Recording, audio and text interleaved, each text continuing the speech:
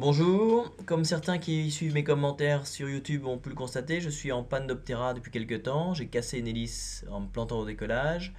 J'ai fait mieux que ça, j'ai arraché tout l'arrière qui depuis a été recollé avec évidemment des renforts à l'intérieur. Et comme cette hélice est actuellement en rupture de stock et que j'ai pas eu envie de changer de modèle d'hélice, pour l'instant l'Optera est en stand-by. J'en profite pour revenir à mes amours précédents, à savoir le Sky Surfer 200 ou Sky High 200, c'est la même chose. Celui-là, c'est mon numéro 2 qui est devenu une épave. Et je suis en train de préparer mon numéro 3. Alors j'ai légèrement changé la configuration. J'ai commencé par avancer un petit peu l'émetteur, ce qui ramène du poids sur l'avant qui n'était pas l'objectif. À la côté arrière, j'ai aussi changé un petit peu le fonctionnement. Donc j'ai mis l'antenne Dragonlink, les deux parties complètement verticales. Une partie monte dans la dérive et se termine par un petit tube rigide pour rester vertical, voilà, et une partie descend au travers de l'empennage. Avant, elle était comme ça, là. Je l'avais mis une partie verticale et une partie horizontale. Et normalement, pour avoir une réception optimum, il faut que les deux parties de l'antenne soient verticales. Et donc, j'espère, avec ce nouvel positionnement de l'antenne et en ayant un petit peu éloigné la partie émetteur vidéo et la partie réception, d'améliorer la distance à laquelle je peux piloter parce que j'ai vu que quand je vole en dessous de 150 mètres, autour des 10 km, je perds la réception vidéo. Voilà pour l'arrière. Sinon, vous pouvez constater que j'ai mis les cerveaux à l'arrière. J'avais déjà vu faire ça sur d'autres modèles de même type. Ça permet de libérer un petit peu de place à l'intérieur. Ça permet surtout de reculer le centre de gravité parce que les cerveaux normalement sont là où était mon doigt. Et donc en reculant le cerveau vers l'arrière, je recule le centre de gravité, ce qui va me permettre de mettre plus de poids à l'avant. Et notamment, j'ai prévu de mettre une troisième batterie de 3000 mAh, ce qui me ferait 9000 mAh en tout. Et avec ça, j'espère pouvoir passer les 15 km de distance. Mais pour l'instant, on va essayer de voler avec un petit peu moins de batterie à bord pour valider tout le reste du fonctionnement. La tringlerie est la tringlerie d'origine, simplement elle était un peu trop souple, alors je l'ai doublée avec un petit tube aluminium que j'ai acheté chez un vendeur de matériel pour aéromodélisme. Et c'est pincé aux deux côtés sur la tringle, des deux côtés, et en plus il y a un petit peu de gaine thermorétractable pour que tout ça se finisse à peu près proprement.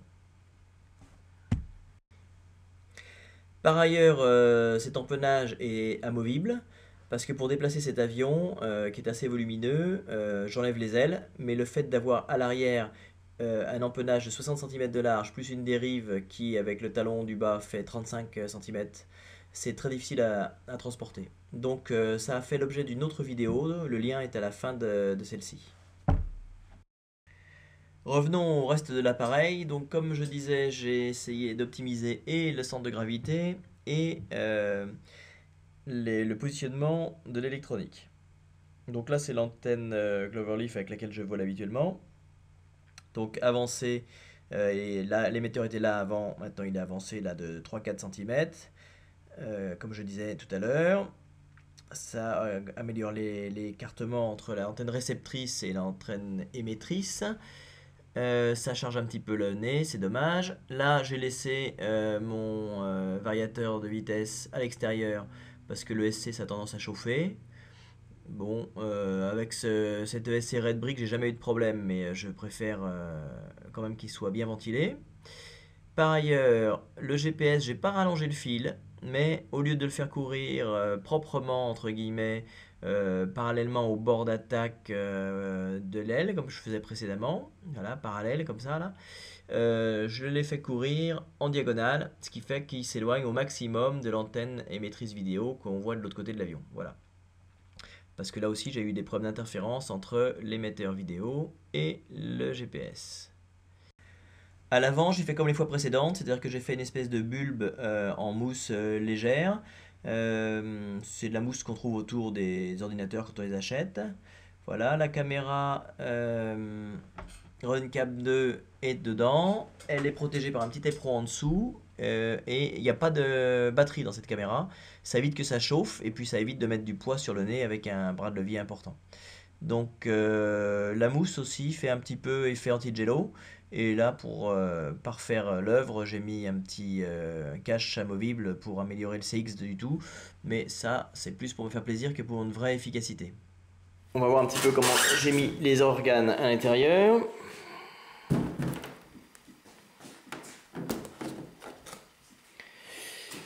Donc, c'est un petit peu touffu là-dedans.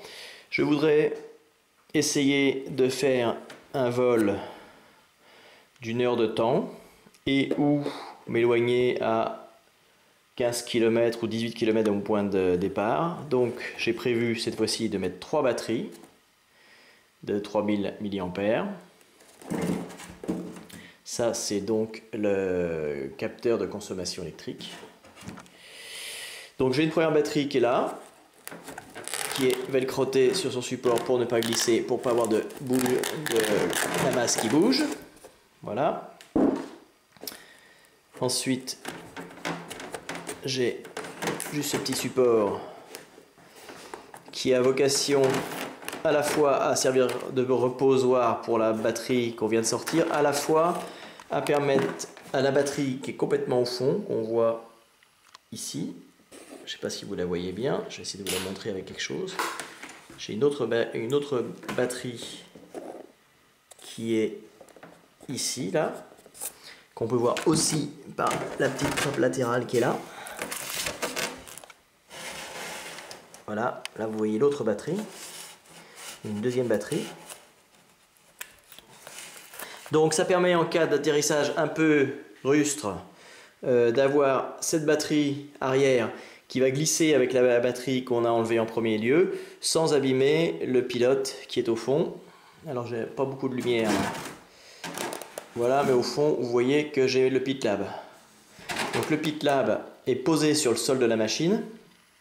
Et je me suis organisé pour que les deux batteries puissent glisser au-dessus. Et on a une troisième et dernière batterie qui est devant le pit lab. Donc c'est pareil, en cas de carton, ça ne vient pas donner un coup de boutoir dans l'appareil. Ça c'est juste posé. J'ai ici le tracker GPS. Voilà. Donc une batterie qui est solidarisée au fond de l'appareil avec une sangle. Et évidemment ici l'émetteur vidéo qui est dans une boîte alu. Donc ça pèse plus lourd, mais grâce à ça, ça ne chauffe pas. Donc là on a vu l'émetteur vidéo, les batteries moteurs, le pilote. Il va manquer, accessible par la trappe qui est là, ici la batterie vidéo 1000 mAh et invisible derrière nous avons un UBEC qui permet d'alimenter le pilote ainsi que la caméra vidéo. Tout ça c'est sur la même batterie. Ce petit collier d'électricien permet de raidir sur la paroi intérieure de l'appareil le récepteur radio. Voilà. L'intégralité des câbles et de l'antenne a été passée dans l'intérieur de la queue et j'ai laminé le tout bêtement au scotch d'emballage transparent. À l'occasion, je rajouterai, mais j'en avais pas ce week-end, un scotch armé parce que cet avion a le défaut d'être un peu souple et un petit peu de rigidité ne nuira pas.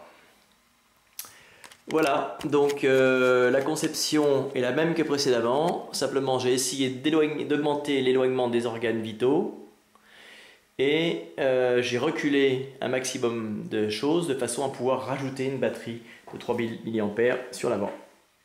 Voilà, une fois, j'ai les doigts au bon endroit là, voilà, une fois que l'avion est chargé, il est un tout petit peu sur le nez, mais juste ce qu'il faut pour la sécurité, regardez là il penche un tout petit peu sur le nez.